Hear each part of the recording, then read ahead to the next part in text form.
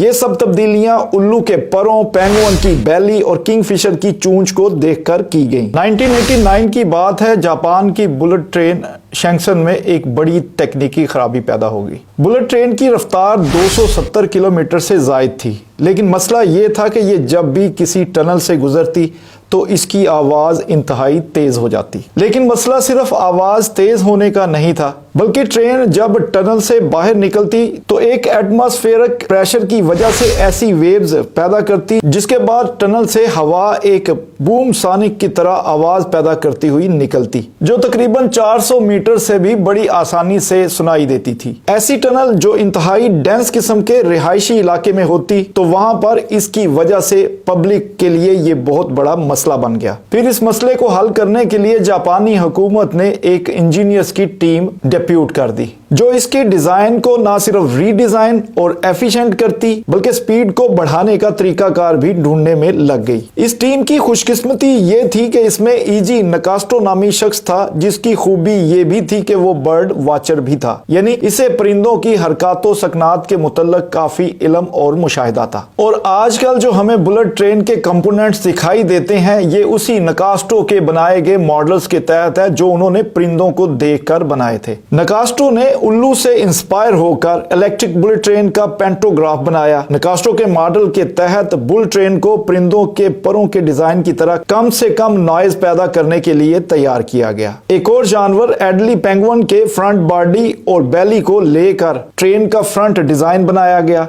क्योंकि इस पेंगुइन की बॉडी स्मूथ होती है और इस वजह से ये पानी में स्लाइड करता और स्विम करता हुआ दिखाई देता है। और रीडिजाइन बुलेट ट्रेन में सबसे अहम तरीन तब्दीली किंगफिशर को देखकर बनाई गई। किंगफिशर ऐसा परिंदा है जो पानी में मौजूद शिकार को पकड़ने के लिए डाइव लगाता है।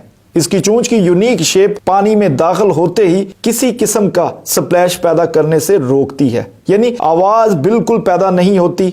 नकास्टो ने बुलेट ट्रेन के सबसे बड़े मसले को हल करने के लिए इसी परिंदे की चोंच की तरह बुलेट ट्रेन को रीडिजाइन करने की टेक्निक दी। इंजीनियर्स की इस टीम ने बुलेट ट्रेन की फ्रंट बॉडी को बिल्कुल परिंदों की शेप में देने के लिए मुख्तलिफ शेप्स को आजमाया, ताकि इसके जो मसाइल हैं उनको हल किया जा सके। जिस मॉडल को पास किया गया वो बिल्कुल इस किंगफिशर की चोंच के इंतहाई करीब था। 1997 में जब इस रीडिजाइन मॉडल को ट्रैक पर दौड़ाया गया तो ट्रेन 10% तेज दौड़ने के काबिल हुई, बिजली 15% कम खर्च करने लगी और सबसे बढ़कर रिहायशी इलाकों में अलाउड की गई 70 डेसिबल नॉइज को भी कंट्रोल कर लिया गया। ये सब तब्दीलियां उल्लू के परों, पेंगुइन की बैली और किंगफिशर की चोंच को देखकर की गई। अच्छा, इसमें एक और चीज का इजाफा कर दें कि इस तरह की जानदारों को देखकर किसी चीज को बनाने की टेक्निक को बायोमिमिक्री कहते हैं, यानी कि उनको देखकर बाकायदा तौर पर नई इजादात की जाती हैं जो बिल्कुल परिंदों से